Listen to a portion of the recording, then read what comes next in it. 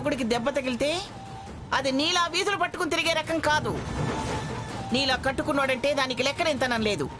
దాని భర్త దగ్గర అది ఉండేది, మేము కూడా అక్కడే ఉండేవాళ్ళం. నీకు దాని మొగుడు తల పగిలిందని తెలియగానే ఆనందంగా మందేసి చిందేసి వస్తున్నావా? అది కనపడగానే వెక్కిరిస్తున్నావటే మొదనష్టపోదానా? దెబ్బ తగిలింది రఘురాం తలకు కాదే, నీ మొగుడికి.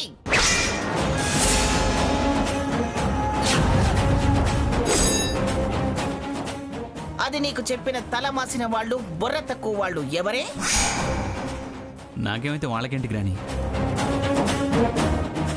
ఫ్రెండ్స్, డ్రింక్స్, స్టెప్స్ ముఖ్యం. బావా నువ్వు ఆగు, నా దగ్గరికి రావద్దు. ముదనష్టపు సచ్చినోళ్ళు, వాళ్ళ చేతులు విరిగిపోను, వాళ్ళ బ్రతుకు బూడిద కాను. నా బిడ్డ మీద రాయి విసిరిన వాళ్ళు పక్షవాతం వచ్చిపోతారు. ఇలాంటి దుర్మార్గం పనిచేసిన వాళ్ళు మట్టు కొట్టుకుని పోతారు. బావా ఎలా ఉంది బావా? అసలు నువ్వు అక్కడికి ఎందుకు వెళ్ళావు బావా? నువ్వు చీకటి పడ్డ ఇంటికి రాకపోతే నీకోసమే వీడు అక్కడికి వెళ్ళాడు. ఒక రకంగా వీడికి దెబ్బ తగలడానికి కారణం నువ్వే. ఒక రకంగా ఏమిటే పిచ్చిదానా? అన్ని రకాలుగా ఈ దరిద్రపుదే కారణం. మంగా ఏమిటండి మంగా మంగా? ఆ మాట తప్ప ఇంకేం మాట్లాడదా మీకు? వాడిని అలా చూస్తుంటే నా కడుపు తరుక్కుపోతుందండి. వాడి మీద చేయి చేసుకున్నారంటేనే నా గుండె రగిలిపోతుంది. మీకేమనిపించట్లేదా?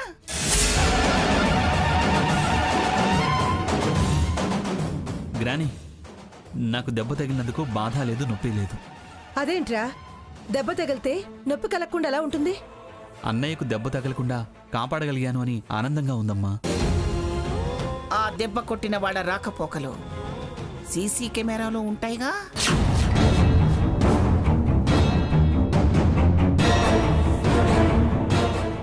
ఖచ్చితంగా పోలీసు వాళ్ళు పట్టుకుంటారు. అప్పుడు వాళ్ళ తాట తీస్తే వెనకాల ఉన్న తోలు బొమ్మలు బయటపడతాయి.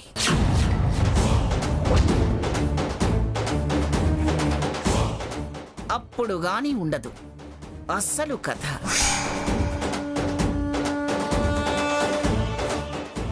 పోటీపడి గెలవలేక ఇలా దొంగ దెబ్బ తీయాలని చూస్తున్నారు.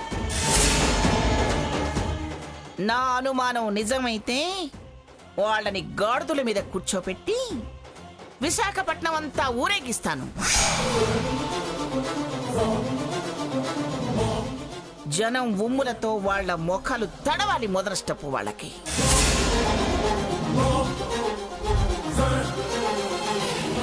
సిగ్గులేని వాళ్ళైతే తుడుచుకొని బతుకుతారు, చీము నెత్తున ఉన్న వాళ్ళైతే ఉరేసుకుని చేస్తారు.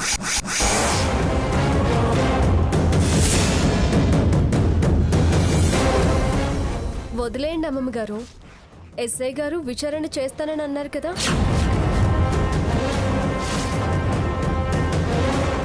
చేశాక ముందు మీకే వాళ్ళని అప్పచెప్తానన్నారు కదా. మీరు అనవసరంగా ఆవేశపడ్డం ఎందుకు? అవునానమ్మా, దెబ్బ చాలా చిన్నదే అయినా శాస్తి పెద్దగానే చేద్దాం. ప్రస్తుతానికి నువ్వు కాస్త శాంతిగా ఉండు. నా రక్తం మరిగిపోతుందిరా. వద్దమ్మమ్మ గారు, బీపీ పెంచుకోవద్దు. ఖచ్చితంగా వాళ్ళు దొరుకుతారు, అప్పుడు చెప్దాం వాళ్ళ పని. నానమ్మ, మరి మేము బయలుదేరుతాం. ఇప్పుడెందుకురా, ఉండండి. ఉండండి అన్నయ్య. అది కాదులే సాకేత్. ఇంకా ఆవిడ గారి మాటలకే విలువిస్తున్నారా? అలా అని కాదురా. అలా కాకపోతే ఉండొచ్చు కదరా. ఎక్కడి అక్కడే వదిలేసి వచ్చాను తాతయ్య గారు. రేపు మళ్ళీ వస్తాం కదా. సరేనమ్మా, మీ ఇష్టం. వెళ్ళొస్తాం అమ్మమ్మ గారు. ఉండలేము అంటున్నారుగా. రేపు వస్తాం అంటున్నాం కదా నానమ్మ. పద సీత. వస్తాం అమ్మమ్మ గారు. వస్తాం తాతయ్య. రే జాగ్రత్త.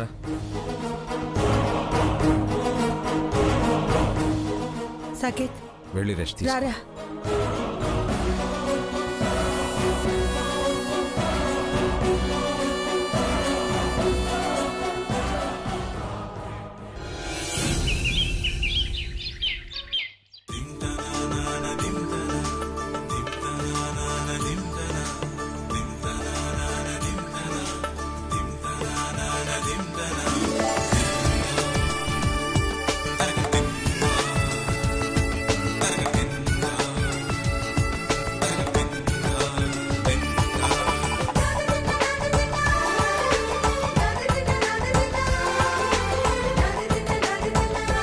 చూడండి పంతులు గారు, ఇవాళ నా చిన్న మనవరాలి పుట్టినరోజు.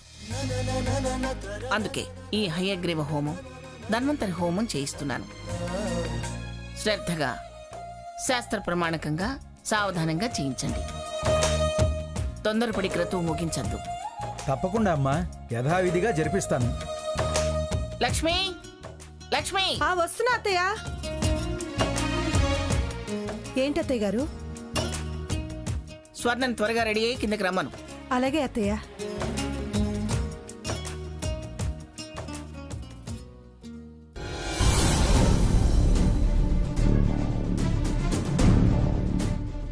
స్వర్ణ, స్వర్ణ, స్వర్ణ, స్వర్ణ, చాలా పొద్దెక్కింది, లేమ్మా. స్వర్ణ, స్వర్ణ. ఏ, ఎవరు నన్ను డిస్టర్బ్ చేస్తుంది? పడుకోనివ్వండి. ఎందుకు లేపుతున్నారు? నేనమ్మా, అత్తయ్యని, లేమ్మా. అత్తయ్య అయితే లేపాలా? పోండి అవతలకి. పొద్దున ఏంటి గోల? చాలా పొద్దెక్కింది, లేమ్మా స్వర్ణ. నేను పొద్దుపోయే పడుకున్నాను. ఇవాళ నీ పుట్టినరోజు స్వర్ణ. అయితే ఏంటి? పుట్టినరోజు పొద్దున్నే లేచి చేసేదేంటి? నా ఏర్పాట్లన్నీ నేను చేసుకున్నాను. నన్ను పడుకోనివ్వండి. Many many happy returns of the day స్వర్ణ.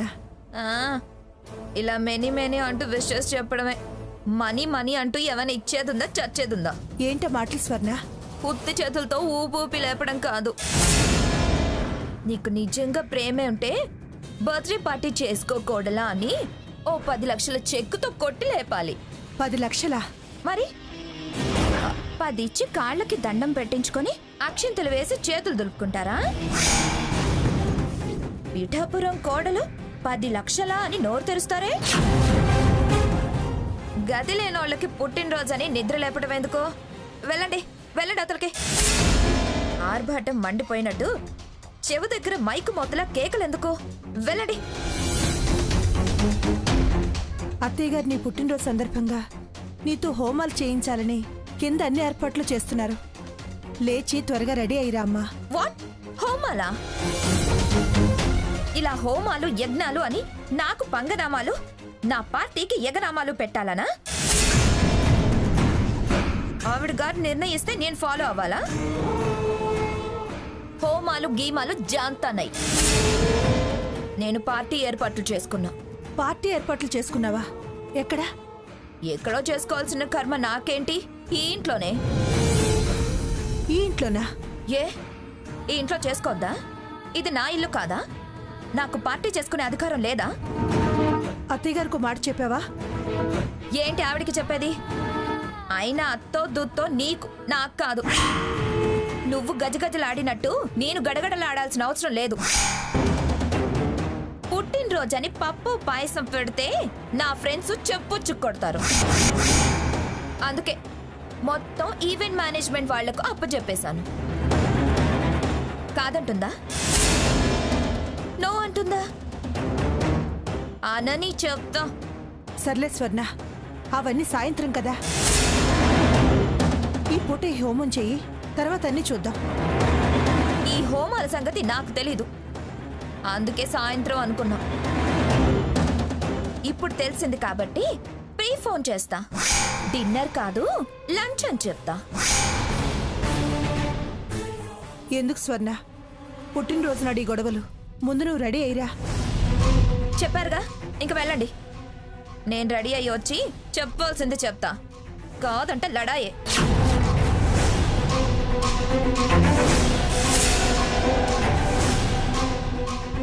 వెళ్ళమంటున్నానుగా, వెళ్ళండి.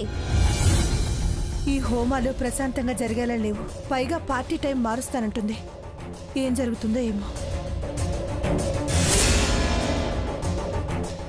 వెళ్ళండి.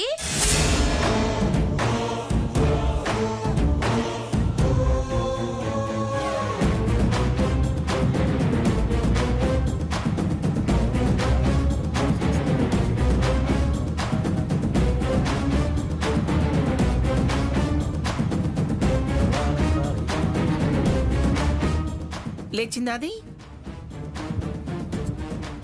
లేచింది అత్తయ్య గారు. త్వరగా తయారయ్యి రమ్మన్నావా? చెప్పాను అత్తయ్య గారు, వస్తానంది. సరే, వీరికేం కావాలో అన్ని దగ్గరుండి ఏర్పాటు చేయి. వంట వాళ్ళు వచ్చారా? వచ్చారు అత్తయ్య గారు, మొదలు కూడా పెట్టేశారు.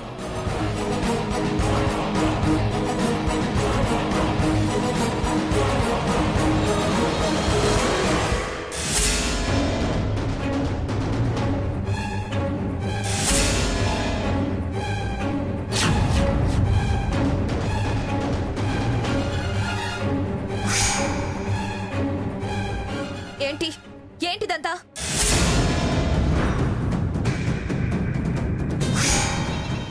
ఈ పిడకలేంటి, ఆ పుల్లలేంటి? ఏమిటంటే నీ పుట్టినరోజు కదా అని హైగ్రీవ హోమం, ధన్వంతరి హోమం ఏర్పాటు చేశాను.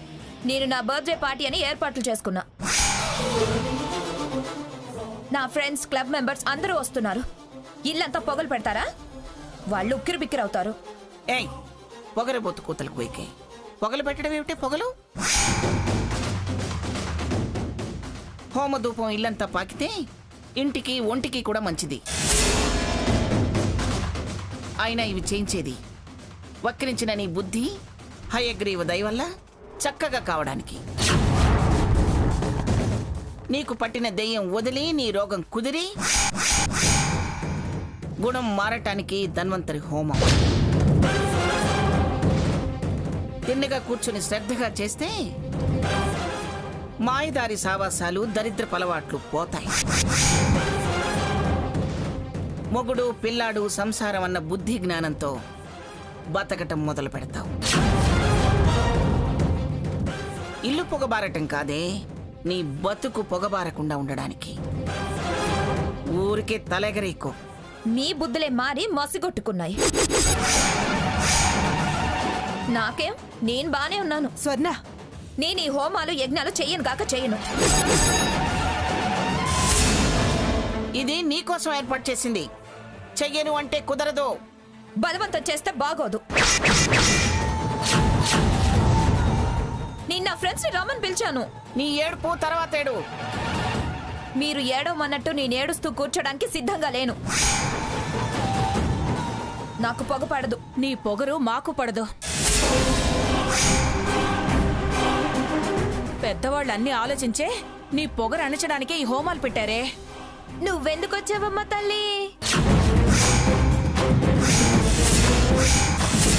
నీ కూతురు చేత హోమాలు చేయిస్తున్నాను రా అని నేనే పిలిచాను. టీవీ షోలో అంతంత మాటలని నా మీద అంతమందిలో చేయి చేసుకొని మళ్ళీ నా ఇంటికి రావడానికి సిగ్గులేదు?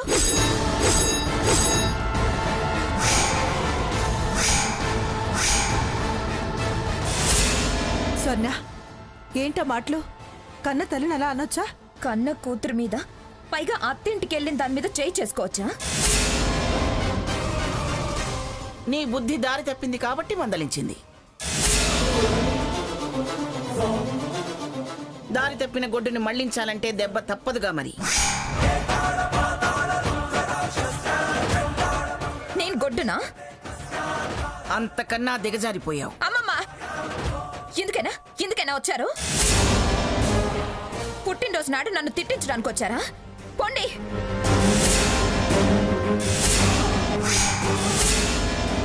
ఏయ్, నోరు ముయ్యవే. ఎక్కువగా వాగితే వాతలు పెట్టాల్సి వస్తుంది. పుట్టింటి కట్నాలు అందుకుని పీటల మీద కూర్చొని హోమం చెయ్యాలి. అందుకనే వాళ్ళు వచ్చింది. సావిత్రి, దానికోసం తెచ్చిన చీర దానికి ఇచ్చేయి. స్వర్ణ, వెళ్ళి కట్టుకుని రాపో. నేను తీసుకోను.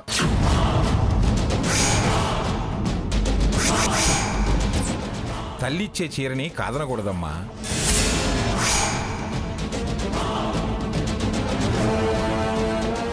అది నీకు నీ కుటుంబానికి క్షేమం కాదు. అది తెలిసిందైతే అలా ఎందుకు ప్రవర్తిస్తుంది?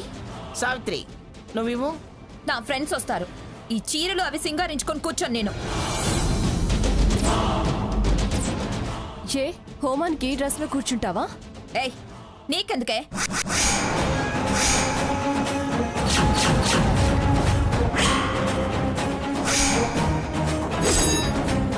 అసలు నువ్వెందుకు మధ్యలో దూరుతావు? పావతలకి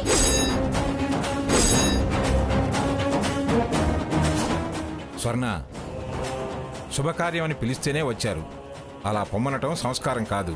నాకు ఈ హోమాలు అవి ఇష్టం లేదంటున్నానుగా. నీ ఇష్టం నా ఇష్టం కాదు, గ్రాని ఇష్ట ప్రకారం జరగాలి.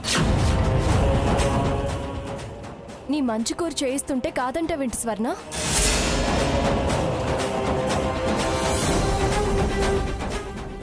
హయగ్రీవ హోమం, ధన్వంతరి హోమం కీడును తొలగించి మేలుని చేస్తాయి. దోషాల్ని దూరం చేసి సంతోషాలు కలిగిస్తాయి. పూజల్ని వ్రతాల్ని చేయకూడదు అని అనకూడదు. నిన్ను మాట్లాడద్దన్నానుగా. పెద్ద నాపసాన్లా చెప్తావే.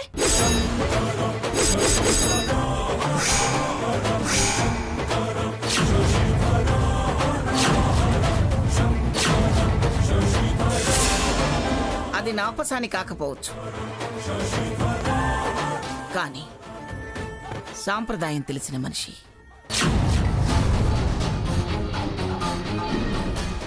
అందరినీ అడ్డంగా మాట్లాడి అనవసరంగా రచ్చ చేసి నీ సంసారంలో చిచ్చు పెట్టుకోకు. హోమానికి నువ్వు కూర్చోకపోతే నీ బతుకు నువ్వు విడిగా బతకాల్సి వస్తుంది. బెదిరిస్తున్నారా? బెదిరించడం కాదు, మొన్న పార్టీలో చెప్పిందాన్ని నిజం చేస్తా. తర్వాత అన్నా ఆ 498 కాదు 996 అయినా రెడీ అన్నానుగా, అదే పిక్చర్లోకి వస్తుంది.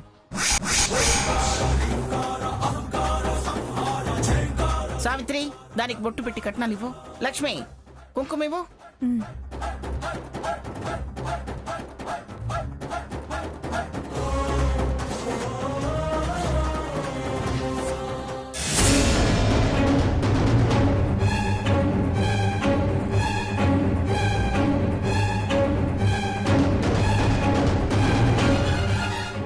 తల్లి చేతి కుంకుమ అలా కాదనకూడదమ్మా.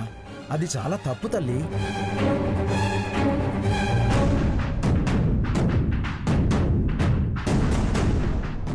ఇలాంటి అనాకాని రకం ఫుట్పాత్ సరుకు నేను కట్టుకోను.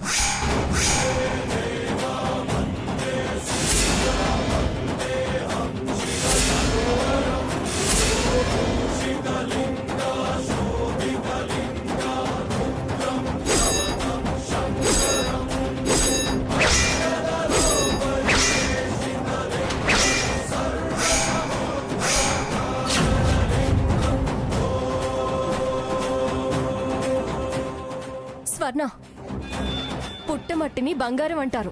అలాంటిది పుట్టింటి పసుపు కుంకాల్ని. Shut up, shut up, shut up.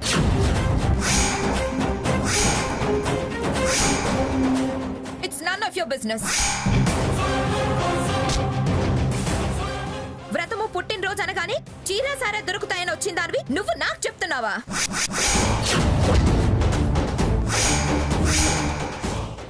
Swarna, last and final. ఇంకొక మాట ఎవరినన్నా సహించేది లేదు.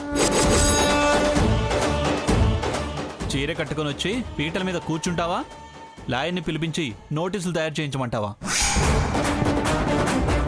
నువ్వు 498 అన్నా నేను భయపడేది లేదని ఆల్రెడీ చెప్పాను. నేనే రివర్స్లో 420 అని నీ మీద రివర్స్ కేసు పెడతా. రెడీనా? రై, నువ్వు ఆగరా, ఎందుకు ఆవేశపడతావు? గుళికలు నీకే కాదు, జడ్జి గారు నాకు ఇచ్చారు. ప్రతి దానికి విరుగుడుంటుంది. ప్రతి యాక్ట్కి 100 రెమెడీలు ఉంటాయి.